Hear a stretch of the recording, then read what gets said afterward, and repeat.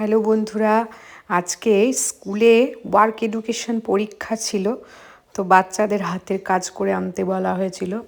তো তারা এত সুন্দর সুন্দর কাজ করে এনেছে, সত্যি এক কথায় অপূর্ব হয়েছে কিছু জনের কাজ।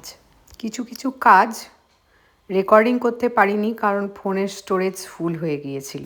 আর যখন ওদের এই কাজগুলো ক্যামেরা বন্দি করি, ওরাও না তখন ভীষণ আনন্দ পায়। তো এতে যদি ওরা আনন্দ পায়, একটু পাক না, এতে ওদের কাজ করার উৎসাহটাও বাড়ে। এটা বেশ 25শে ডিসেম্বরের খ্রিস্টমাসের একটা থিম, বেশ সুন্দর লাগছে দেখতে। এটাও দেখুন একটা ওয়াল হ্যাঙ্গিং, বেশ সুন্দর। আর এই গোলাপ ফুলটাকে দেখে একদম অরিজিনালের মতো লাগছে।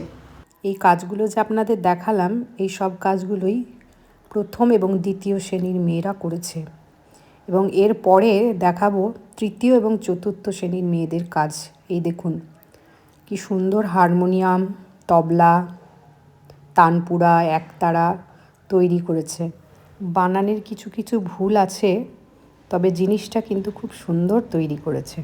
এটাও একটা আলাদা হারমোনিয়াম তৈরি করেছে, এটাও বেশ সুন্দর লাগছে।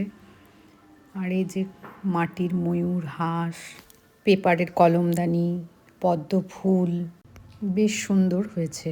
আর এগুলো ঘুরে ঘুরে দেখবার সময় বাচ্চাদের উৎসাহ চোখে পড়ার মতো, নিজের জিনিসটা দেখানোর জন্য। এই ফটো ফ্রেমটাও কি সুন্দর লাগছে দেখুন। এক একটা হাতের কাজ এক এক রকমভাবে সুন্দর।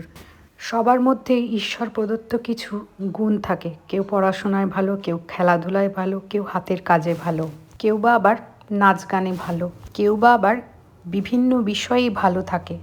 আর এই ধরনের পাঠ্যক্রমিক বিষয়ের সাথে সাথে রয়েছে এই ধরনের কো-কারিকুলার অ্যাক্টিভিটিস, যেগুলোর মাধ্যমে আমরা শিশু শিক্ষার্থীর মধ্যে যে সুপ্ত প্রতিভাগুলো আছে সেটা বুঝতে পারি। আর আমার মনে হয় প্রত্যেক গার্জেনেরই উচিত তাদের এই সুপ্ত প্রতিভাগুলোর ওপর বিশেষভাবে নজর দেওয়া, যাতে পড়াশোনার সাথে সাথে তাদের মধ্যে যে সুপ্ত প্রতিভাগুলো লুকিয়ে আছে সেগুলোর বিকাশ ঘটে।